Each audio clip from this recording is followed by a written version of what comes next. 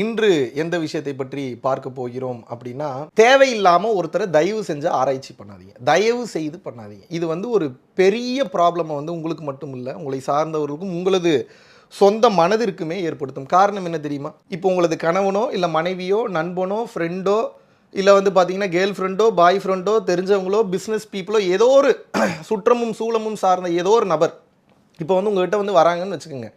ஆரம்பத்தில் அந்த மதிப்பு மரியாதை என்பது நிச்சயமாக இருக்கும். காரணம் என்னென்னா, அவர் யாருன்னு உங்களுக்கு தெரியாது, நீங்கள் யாருன்னு அவருக்கு தெரியாது. அப்போ அந்த பழக பழக பழக பழக பழக பழக in any way I am saying, நீங்கள் ஃப்ரெண்ட்ஷிப்பாக பழகினாலும் சரி, இல்லை வந்து பார்த்தீங்கன்னா லிவிங் டுகெதரில் பழகினாலும் சரி, இல்லை காதலன் காதலியாக பழகினாலும் சரி, பிஸ்னஸ் கான்டாக்டுக்காக பழகினாலும் சரி, கணவன் மனைவியாக பழகினாலும் சரி, ஒரு உயிர் இன்னொரு உயிரிடம் அதிகமாக கம்யூனிகேட் பண்ணும்போது என்ன ஆகும் அப்படின்னா, ஒருத்தரினுடைய ஆழமான உண்மைகள்லாம் கொஞ்சம் கொஞ்சமாக புரிய வரும். விச் மீன்ஸ் என்ன அப்படின்னா, எப்பயுமே இப்போ ஒரு கணவனோ மனைவியோ நமக்கு ரொம்ப க்ளோஸானவங்க கிட்ட நம்ம ரொம்ப க்ளோஸாக போக போக போக போக என்ன ஆகுனா, அவங்கள ரீட் பண்ண ஆரம்பிப்போம். நம்மளே அறியாமல் அவங்கள தெரிஞ்சுக்கணுன்ற அந்த ஆர்வம் இருக்குது பார்த்தீங்களா, அது என்ன பண்ணும் அப்படின்னா, தேவையில்லாத வேலையான அவர்களை பற்றி ஆராய்ச்சி செய்யக்கூடிய அந்த உளவுத்துறை வேலையை உங்களை பார்க்க வைக்கும். ஒருத்தரை பற்றி முழுமையாக தெரிஞ்சுக்கணுன்ற ஆர்வம், அவர் உங்களுக்கு ரொம்ப பிடிச்சிருந்தாலும் சரி பிடிக்கலனாலும் சரி, நீங்கள் தெரிந்து கொள்ள நினைக்கும் போது என்ன ஆகும் அப்படின்னு வந்து கேட்டிங்கன்னா தெளிவாக புரிஞ்சுக்கணும்.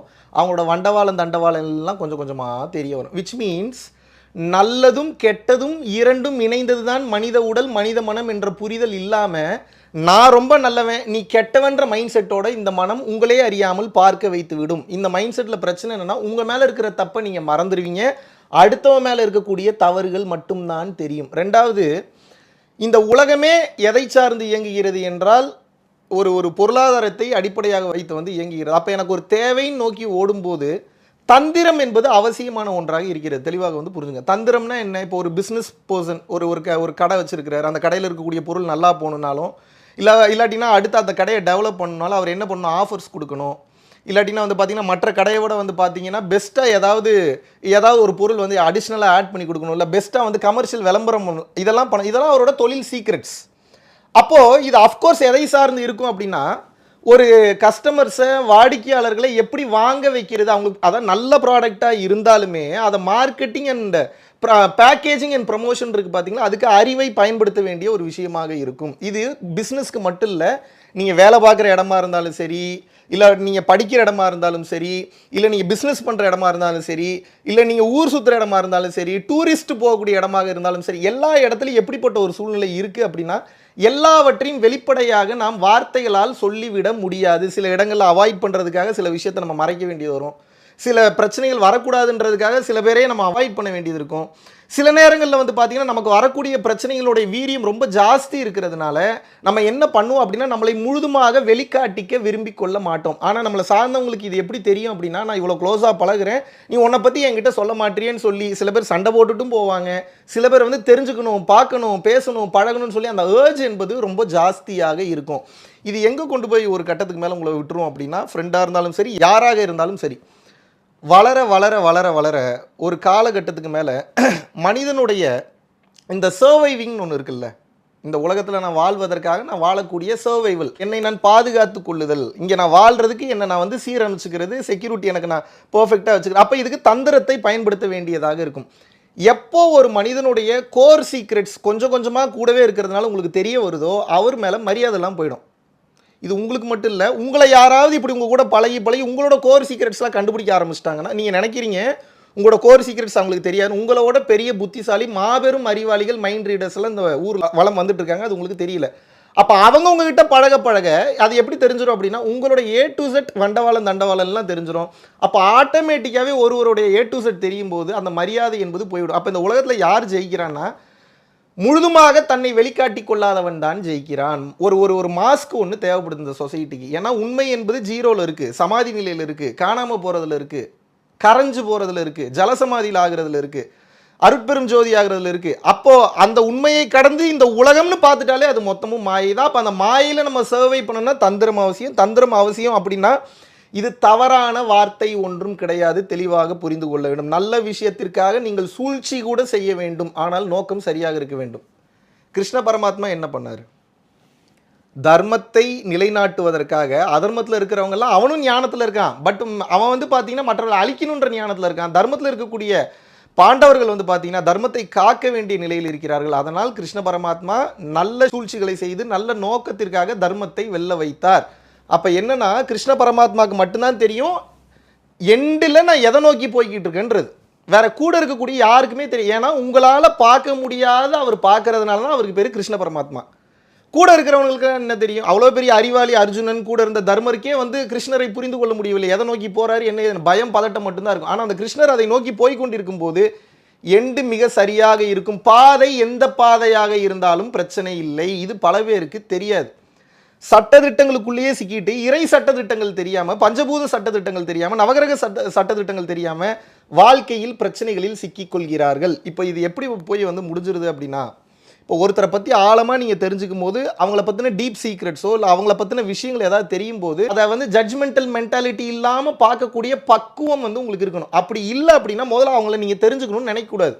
ஏன்னா இந்த உலகத்தில் வந்து இப்போ இந்தியாவில் மட்டும் பேசுவோம். உலகத்தில் அப்புறம் நீங்கள் இப்போ இந்தியாவில் மட்டும் ஒரு 146 கோடி பேர் இருக்கிறாங்க. உலகம் ஃபுல்லாக பல கோடி பேர் பல பில்லியன் பேர் இருக்கிறான்னா எல்லா மனுஷனும் இப்படி தான் இருப்பான். அவனுக்குள்ளே வந்து பார்த்தீங்கன்னா ஒரு சீக்ரெட் இருக்கும், ப்ரைவசி இருக்கும், ஒரு ப்ரைவேட் டைம் இருக்கும். ஆனால் கூட பழகிறவங்க வந்து என்ன விருப்பப்படுறீங்க? ஃபோனை கையிலேயே தான் வச்சுக்கிட்டு இருக்கான், ஒரு ரிப்ளை பண்ண மாட்டான். ஃபோனை கையிலேயே தான் வச்சுட்டு இருக்கான், ஒரு கால் அட்டன் பண்ண மாட்டான். ஏன் ஃபோன் வந்து ஒருத்தங்க அட்டன் பண்ணணும்னு நினைக்கிறீங்க, வந்து ஒருத்தங்க வந்து ரிப்ளை பண்ணணும்னு நினைக்கிறீங்க? உங்களோட தேவைக்காக தான் உங்களுக்கு ஒரு மெசேஜ் அனுப்புறீங்க. அது பணமாக இருக்கலாம், பொருளாக இருக்கலாம், அன்பாக இருக்கலாம், லவ்வாக இருக்கலாம், இல்லை ஏதோ ஒரு அறிவாக இருக்கலாம், இல்லை ஏதோ ஒரு நாலேஜாக இருக்கலாம், என்னவா வேணா இருக்கலாம். ஏதோ ஒரு தேவை இருக்கிறதுனால தான், அந்த காரணம் இருக்கிறதுனால தான் அந்த கால் அப்படின்னக்கூடிய அந்த காரியம் வந்து நிகழுது. நிகழும்போது உங்களுக்கு ஒரு தேவை இருக்கிற மாதிரி அந்த ஒரு பர்சனுக்குன்னு ஒரு ப்ரைவசி இருக்கலாம் இல்லையா? அந்த ஒரு பர்சனுக்குன்னு ஒரு தனிப்பட்ட லைஃப் இருக்கலாம். அந்த ஒரு பர்சனுக்குன்னு வந்து பார்த்தீங்கன்னா ஒரு சுய மைண்ட் இருக்கலாம். அவன் தன்னை ஆராய்ச்சி செய்யலாம், இல்லை வேற ஏதாவது உட்காந்து திங்க் பண்ணிட்டு இருக்கலாம், இல்லை பேஷன் பற்றி யோசிக்கலாம். அந்த நேரத்தில் உங்கள் கால் அட்டன் பண்ணணும், மெசேஜ் ரிப்ளை பண்ணணுன்ற அவசியமே கிடையாது. அப்போ உங்களுக்கு என்ன தோணும்? ஒரு டைம் வந்து ஒருத்தவங்களோட நம்ம க்ளோஸாக இருந்து அவங்களோட ஒரு எல்லா விஷயம் தெரிஞ்ச உடனே நம்ம மைண்ட் என்ன சொல்லும்? அப்போ நமக்கு இப்படித்தான் இவன் செய்வான் போல. அப்படி இல்லாமே இருக்கலாமே, ஏன் அப்படி யோசிக்க மாட்டீங்க? இல்லை ஒருவேளை அப்படித்தான் அவாய்ட் பண்ணுற மாதிரி இருந்தாலும் கூட நீங்கள் என்ன நினைக்கணும்? நமக்கு ப்ரைவேசியான டைம் இருக்கிற மாதிரி ஒவ்வொருத்தருக்கும் இந்த உலகத்தில் ப்ரைவேசியான டைம் இருக்குது. அதனால் ஒருவரை பற்றி ஜட்ஜ்மெண்ட் நம்மளால் செய்ய முடியாமல் பார்க்குற தன்மை இல்லை அப்படின்னா தயவு செய்து ஒருவரை பற்றி தெரிந்து கொள்ள வேண்டும் என்று நினைக்காதீர்கள். நிச்சயமாக அந்த உறவு முறை பிரச்சனையில் தான் போய் முடியும். உலகத்தில் இருக்கக்கூடிய எலான் மஸ்கோ இல்லை உலகத்தில் இருக்கக்கூடிய மிக உயர்ந்த கோடீஸ்வரர்கள் ஜாக்மாவோ இல்லை மிக உயர்ந்த கோடீஸ்வரர் ஜெஃப் பீசோஸோ நீங்கள் யாரை எடுத்தீங்கனாலும் அவங்களுக்கு பின்னாடி ஒரு ஸ்ட்ராட்டஜி இருக்கும், ஒரு பாயிண்ட்ஸ் இருக்கும், ஒரு அனாலிசிஸ் இருக்கும், ஒரு டீப் சீக்ரெட்ஸ் இருக்கும். இதெல்லாம் நீங்கள் ஆராய்ச்சி பண்ணி தெரிஞ்சுக்கணும்னு நினச்சிங்கன்னா நீங்கள் பெரிய ஆள் ஆயிரலாம்னு நினைக்கலாம். ஆனால் நன்றி உணர்வு இல்லாத காரணமும் பிறரை கேவலப்படுத்தக்கூடிய அந்த விஷயமும் பிறரை பற்றி நம்ம வந்து ஜட்ஜ்மெண்டல் மென்டாலிட்டிக்குள்ளே போகிறதும் உண்மையை பற்றி தெரியாமல் நாம் எடுக்கக்கூடிய முடிவுகள் ஒவ்வொன்றுமே நிச்சயமாக சொல்கிறேன் உங்களுக்கு மன பாதிப்புகளை ஏற்படுத்தும். உண்மையை நீங்கள் புரிஞ்சுக்க முடியாது. ஒருத்தனை வெளியே பார்த்து முதல்ல ஒரு ஜட்ஜ்மெண்ட்டுக்குள்ளே வராதிங்க. எப்படி நீங்கள் தெரிஞ்சுப்பீங்க? உங்கள் கண் இன்னைக்கு உங்களுக்கு ஒரு சீக்ரெட் சொல்லித்தரேன், புரிஞ்சுங்க. நீங்கள் என்ன கண்ணால் பார்க்குறீங்களோ அது இல்லை. எதைப்பா சொல்கிறேன்? எதாக இருந்தாலும் நீங்கள் ஒன்று பார்க்குறீங்களா, இதுதான் அப்படின்னு நினச்சி பார்க்குறீங்களா, இது இப்படித்தான் அப்படின்னு பார்க்குறீங்களா, அது இல்லை. எனக்கு இது ஒரு மாபெரும் குரு மகான் சொல்லி கொடுத்த ஒரு வசனம். அதை இன்றைக்கி உங்களுக்கு சொல்கிறதுல ரொம்ப வந்து பெருமைப்படுறேன், சந்தோஷப்படுறேன். நீங்கள் உங்கள் கண்களால் எதை வந்து இதுதான் இது இப்படித்தான் பார்க்குறீங்களோ அது கிடையாது, அது அப்படி இல்லை. அது எதுவாக இருந்தாலும் சரி. உடலை பார்த்து வெளித்தோற்றத்தை பார்த்து ஏமாந்து போகாதீர்கள். ஒருவருடைய நோக்கம் இறைவன் எங்கே விதித்திருக்கிறார் என்று வந்து தெரியாது. எதை நோக்கி ஒருத்தன் வந்து பயணம் பண்ணிட்டு இருக்கான்றது வந்து தெரியாது. நீங்கள் அவங்களோட வாழ்க்கையில் பயணம் பண்ணணும்னு இறைவன் ஆசீர்வாதம் பண்ணியிருந்தா தான் நீங்கள் ட்ராவல் பண்ண முடியும். அப்படி இல்லாட்டினா நிச்சயமாக அந்த பாதையிலிருந்து விலக்கி வைக்கப்படுவீர்கள். இது எழுதப்படாத விதி. இதனை இன்னைக்கு நேற்று நடக்கிறதா? காலம் காலமாக நடந்து கொண்டிருப்பது. ஒரு மன சங்கடங்கள் மன கஷ்டங்கள் இல்லாமல் ஒரு உறவு முறையை வளர்த்துக்கணும் அப்படின்னா முதல்ல டேக் இட் ஈஸி மென்டாலிட்டி இருக்கணும், ஸ்போர்ட்டிவ் மென்டாலிட்டி இருக்கணும். மனிதர்கள்லாம் தவறுகள் பண்ணுறது சகஜம்தான்றதை ஏற்றுக்கிற மனப்பக்குவத்தை முதல்ல நீங்கள் வளர்த்துக்கணும். அப்புறம் இன்னொருத்தன்ட்ட போய் தெரிஞ்சுக்கணும்னு விருப்பப்படுங்க. ஏன்னா உங்களுக்கு ஆர்வம் ஆசையில் தெரிஞ்சுக்கணும்னு ஆசைப்பட்டுட்டு உங்களால் ஏற்றுக்கவே முடியாத ஒரு உண்மையை வந்து அந்த பர்சன் வந்து சொல்கிறாரு, இல்லை அந்த பொண்ணு சொல்கிறா, இல்லை அந்த அக்கா சொல்கிறாங்க, இல்லை அந்த தாத்தா சொல்கிறா, அந்த பாட்டி சொல்கிறாரு, உங்களால் ஏற்றுக்கவே முடியாத ஒரு உண்மையை ஏதோ ஒரு வகையில் வந்து சொல்கிறாங்க அப்படின்னா அதை ஏற்றுக்கிற பக்குவம் இல்லைன்னா இப்போ பாதிப்பு உங்களுக்கா அவங்களுக்கான்னு கேட்குறேன்.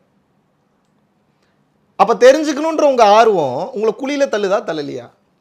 இதில் பெரிய கூத்து என்ன அப்படின்னா ஒருத்தரை பற்றி நீங்கள் தெரிஞ்சுக்கவும் முடியாது. ஃபுல்லாக எப்படி தெரிஞ்சுக்க முடியும்? நான் என் பாதையில் என்னெல்லாம் பார்த்துட்டு வந்தேன், என்னெல்லாம் கடந்து வந்தேன், எத்தனை விஷயங்களை கடந்து வந்தேன், எவ்வளோ அனுபவிச்சிருக்கேன், எவ்வளோ பிரச்சனைகளை ஃபேஸ் பண்ணியிருக்கேன், எவ்வளோ தியாகங்கள் பண்ணியிருக்கேன், எவ்வளோ அவமானங்கள் வந்து நான் வந்து ஃபேஸ் பண்ணியிருக்கேன், நான் எத்தனை பேர் அசிங்கப்படுத்தியிருக்கேன், நான் எத்தனை பேர் காயப்படுத்தியிருக்கேன், நான் எத்தனை பேரை வேதனைப்படுத்தியிருக்கேன் உங்களுக்கு எப்படி தெரியும்? ரெண்டுமே நடந்திருக்கலாம்ல. இப்போ இது ரெண்டுமே எனக்கு பாடம் தான். இந்த ரெண்டுத்துலேருந்து பாடம் கற்றுக்கிட்டு இப்போ நான் தெளிவாகிட்டே வரேன். உங்களுக்கு என்ன பிரச்சனைன்னு கேட்குறேன். இப்போ ஆராய்ச்சி பண்ணி நீங்கள் என்ன பண்ண போறீங்கன்னு கேட்குறது. இது எனக்கு மட்டும் இல்லை, உங்களை ஒருத்தங்க ஆராய்ச்சி பண்ணாலும் அப்படித்தான், நீங்கள் ஒருத்தர் ஆராய்ச்சி பண்ணாலும் அப்படி தான். Don't examine any one. நீங்கள் சீக்ரெட்ஸை கற்றுக்கணும்னு நினைப்பீங்க, but that is called cheap mentality. ஒருத்தர்கிட்ட இருந்து அவரோட ஆட்டிடியூடு கேரக்டர்லாம் தெரிஞ்சுட்டு இவன் இப்படித்தான் அப்படின்ற அவனோட பேட்டர்னை பிடிக்கணும்னு நினைக்கிறீங்களா? இது பிரச்சனை இல்லை, இது வரைக்கும் பிரச்சனை இல்லை. பேட்டர்னை பிடிச்சிட்டாலும் இவர் இப்படி தான் செயல்படுறாருன்னு தெரிஞ்சுட்டு அதில் நம்ம என்ன மாற்றிக்கலாம், இல்லை அதில் ஒரு சில விஷயங்களை அவர்கிட்ட நம்ம என்ன சொல்லிக் கொடுக்கலாம், இப்படி பார்த்தீங்கன்னா பரவாயில்ல. தெரிஞ்ச உடனே குவாலிட்டி போயிடுது, மரியாதை போயிடுது. ஏன்னா அஃப்கோர்ஸ் நான் தான் மனிதனாவே தந்திரம் சார்ந்தவன் தான் சொல்கிறேனே. தந்திரம் இல்லாமல் இந்த உலகத்தில் நோ பூவா, நோ செயல்பாடு, நோ சிருஷ்டி, நோ பணம், நோ பொருளாதாரம், நத்திங். இந்த அடிப்படை புரிதலோடு வாழுங்க. வாழ்க்கை வந்து ரொம்ப வந்து சிறப்பாக இருக்கும். எப்போதுமே ஃபைனலாக ஒன்று சொல்கிறேன், ஒருவரை பற்றி ஆழமாக தெரிந்து கொள்ள பிரச்சனைகள் அதிகமாக வரும். அது உங்களுக்கு தேவையில்லாத வேலை. உங்களை பாருங்கள், உங்களுக்குள்ளே பாருங்கள். உங்களுக்குள்ளேயே 1008 பிரச்சனை இருக்குது, அதை சரி பண்ணுங்கள். உங்களோட சுழுமுனை நாடியை முதல்ல ஆக்டிவேட் பண்ணுங்கள். உங்கள் 10ஆம் வாசலில் தொடங்க, உங்கள் பிரம்மாந்தரத்தை முதல்ல தொடங்க, உங்களோட சிற்சபையை முதல்ல ஆக்டிவேட் பண்ணுங்கள். அதை விட்டுட்டு ஊரில் இருக்கிறவனெல்லாம் ஆராய்ச்சி பண்ணிட்டு அவன் எப்படி இவன் எப்படி. இப்போ இப்போது ஒருத்தன் தப்பு பண்ணுறான்னா கூட, ஒரு எக்ஸாம்பிளுக்கு சொல்கிறேன், உங்களை சார்ந்தவர்களோ உங்கள் ஃப்ரெண்ட்ஸோ கணவனோ தப்பு பண்ணுறான்னா கூட இறைவன் அவனுக்கு சாகிற வரைக்கும் வாய்ப்பு கொடுக்குறாரு திருந்துறதுக்கு. எங்கேயாவது திருந்திடுவான். இப்போ இவனை பற்றி தேவையில்லாத விஷயங்களை நினச்சி நம்மளும் வேதனைப்பட்டு அவனை பற்றி தப்பாக வெளியே சொல்லி அந்த பாவத்தையும் வாங்கி கட்டிட்டு அந்த கர்மாவையும் வாங்கி கட்டிட்டு சிறப்பாக வாழ்ந்துருவீங்களா? யோசிச்சு பாருங்கள். என் வாழ்க்கையில் நான் படாத அவமானங்கள் கிடையாது. 14-15 வயசுலேருந்து நான் படாத அவமானங்கள் கிடையாது. மீடியான்னு போயிட்டாவே இல்லாத அலகேஷன்ஸ்லாம் ஒரு ஆரம்பத்தில் இருந்தே வந்துட்டு எல்லாத்தையும் பார்த்து விமர்சனத்தெல்லாம் கடந்து வந்ததுனால தான் இன்று இந்த அளவுக்கு வந்து எதையுமே வந்து பார்த்தீங்கன்னா ஒரு தைரியத்துடன் வந்து எதிர்கொள்ள முடிகிறது. ஒரு பாசிட்டிவாக வந்து இருக்க முடியுது. உங்களோட கருத்துக்கள் என்ன, நீங்கள் என்ன நினைக்கிறீங்க? உங்களோட வாழ்க்கையில் இதே மாதிரி அனுபவங்கள் ஏதாவது நடந்திருந்ததுன்னா கீழே வந்து அந்த அனுபவத்தை வந்து ஷேர் பண்ணலாம். ஸோ உங்களுக்கு வேறு எதாவது பேசணும்னு நினச்சிங்கன்னா அந்த டைட்டில்ஸ் வந்து கீழே வந்து லைக் பண்ணி வந்து கமெண்ட் பண்ணலாம். ஸோ அதை பார்த்துட்டு அடுத்தடுத்த விஷயங்கள் நிச்சயமாக வரக்கூடிய வாய்ப்புகள் நிச்சயமாக வந்து பேசுகிறேன். நன்றி.